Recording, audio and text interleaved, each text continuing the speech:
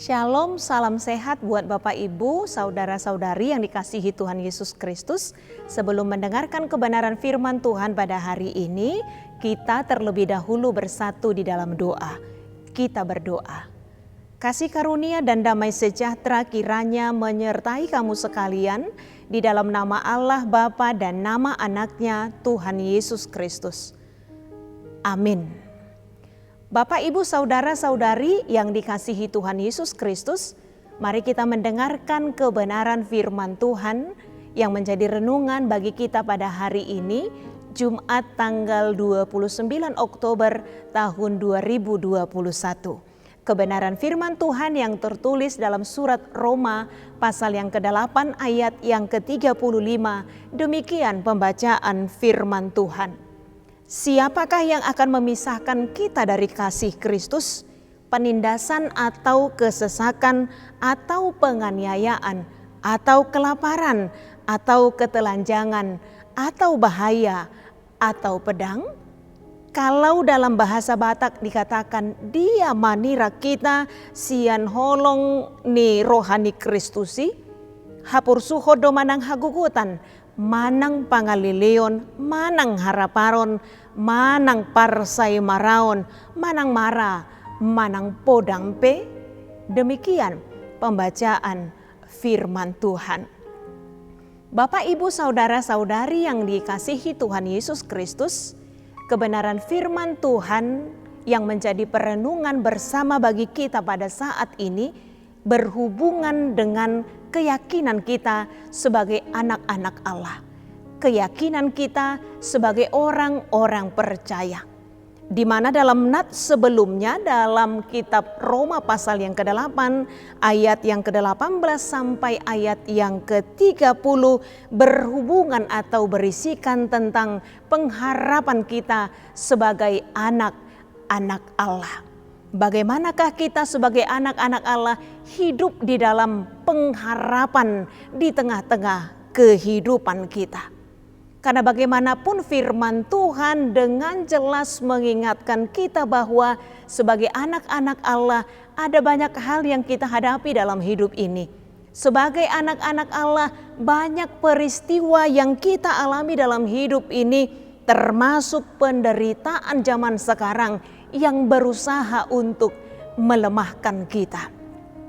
Namun dalam kitab Roma pasal yang ke-8, secara khusus ayat yang ke-18, Rasul Paulus bersaksi mengenai penderitaan yang ia alami. Dia berkata bahwa kita meyakini bahwa penderitaan zaman sekarang tidak dapat dibandingkan dengan kemuliaan yang akan dinyatakan kepada kita.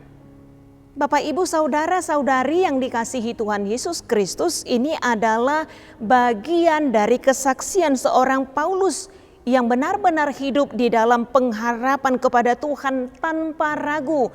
Sekalipun ia menghadapi banyak penderitaan di dalam hidupnya, menghadapi banyak pergumulan dalam pelayanannya, terlebih ia juga harus terpenjara karena Injil, karena kesetiaannya kepada Tuhan.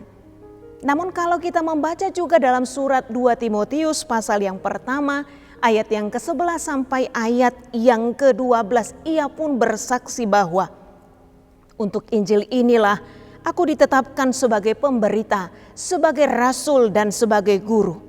Itulah sebabnya aku menderita semuanya ini, tetapi aku tidak ragu karena aku tahu kepada siapa aku percaya, dan aku yakin bahwa Dia berkuasa memeliharakan apa yang telah dipercayakannya kepadaku hingga pada hari Tuhan. Dan dalam pengharapannya Bapak, Ibu, saudara-saudari yang dikasihi Tuhan Yesus Kristus, seorang Paulus benar-benar yakin. Ia meyakini sepenuhnya bagaimana Tuhan sangatlah mengasihi kita anak-anaknya.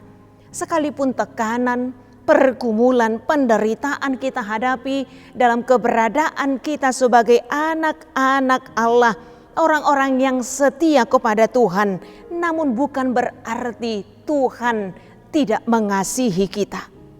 tanpa menyangkal bahwa memang iblis seringkali memanfaatkan penderitaan yang kita alami untuk memisahkan kita dari kasih Tuhan. Bukankah itu yang diinginkan iblis dari hidup Ayub, orang saleh yang diizinkan Tuhan untuk mengalami penderitaan? Iblis berpikir bahwa penderitaan adalah jalan terakhir bagaimana Ayub akhirnya akan dapat menyangkal Tuhan.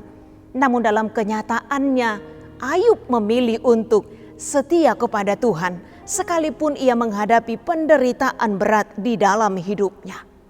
Dan sampai saat ini Bapak Ibu saudara-saudari yang dikasihi Tuhan Yesus Kristus, iblis akan selalu berusaha memisahkan kita dari Tuhan dengan menumbuhkan keraguan akan kasih Tuhan.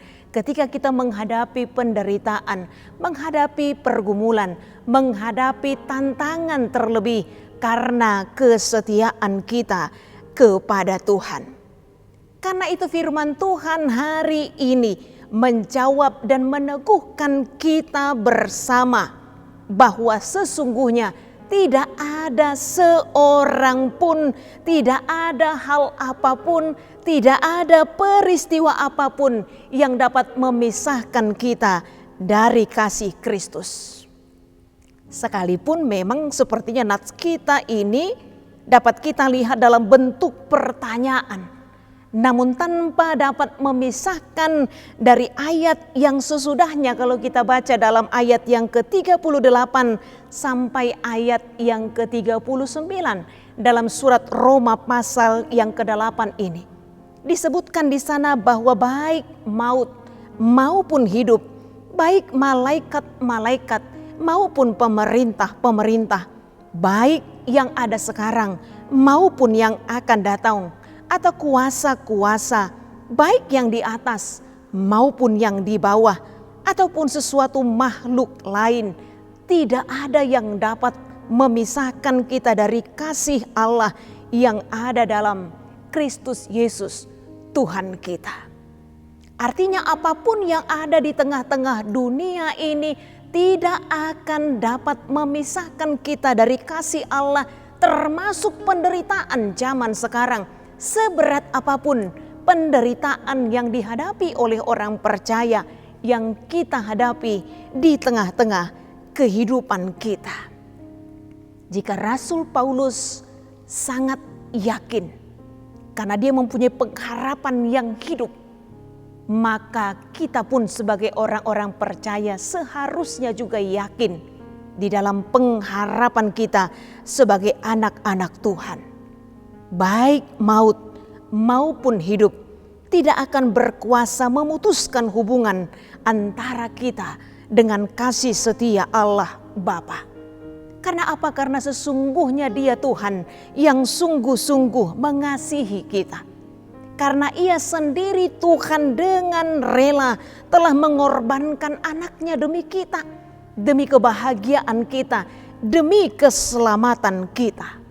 Dalam Roma pasal yang ke-8 ayat yang ke-32 pun disebutkan, Ia yang tidak menyayangkan anaknya sendiri, tetapi yang menyerahkannya bagi kita semua, bagaimana mungkin Ia tidak mengaruniakan segala sesuatu kepada kita bersama dengan Dia? Dari sini kita melihat bahwa Tuhan sungguh-sungguh mengasihi kita. Bahkan anaknya pun telah dikorbankan demi keselamatan kita. Sekali lagi yang pasti, Tuhan sangat mengasihi kita.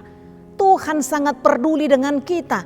Ia menyertai kita dan berjanji memberikan kelegaan dan jalan keluar atas kesulitan, tantangan, penderitaan apapun yang kita hadapi di tengah-tengah kehidupan kita. Karena itu Bapak Ibu saudara-saudari yang dikasihi Tuhan Yesus Kristus, marilah hidup di dalam Dia yang menjamin hidup dan keselamatan kita. Mari tetap hidup di dalam pengharapan dan keyakinan yang benar bahwa tak ada yang dapat memisahkan kita dari kasih-Nya hari ini, esok, bahkan sampai selama-lamanya. Jangan pernah mengizinkan iblis menimbulkan keraguan di dalam hati kita. karena penderitaan, kesulitan, dan tantangan yang kita hadapi dalam kehidupan kita. Tetapi percayalah akan kebenarannya, kebenaran firman Tuhan yang menjamin kita dalam hidup kita. Apapun yang kita hadapi dalam hidup ini tidak akan dapat memisahkan kita dari kasih setia Tuhan. Tuhan senantiasa mengasihi kita. Tuhan yang senantiasa peduli kepada kita dalam kehidupan kita.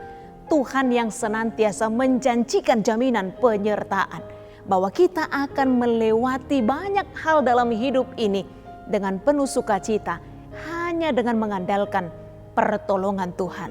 Tuhan memampukan dan menguatkan kita. Amin, kita berdoa. Kami bersyukur Bapa di dalam surga atas kebenaran firman Tuhan yang senantiasa mengingatkan kami bahwa dalam berbagai hal dan berbagai peristiwa yang kami hadapi dalam hidup ini, baik maut, hidup, atau kuasa apapun, tidak akan dapat memisahkan kami dari kasih setiamu Tuhan. Mampukan kami untuk hidup di dalam pengharapan dan keyakinan yang teguh bahwa iman kami senantiasa tertuju kepada Tuhan. Tuhan yang menguatkan dan memampukan kami untuk hidup di dalam kebenaran firman Tuhan dan setia kepada Tuhan sampai akhir kehidupan kami. Terima kasih Bapa, hanya dalam kasih Kristus Yesus kami sudah berdoa dan mengucap syukur. Amin.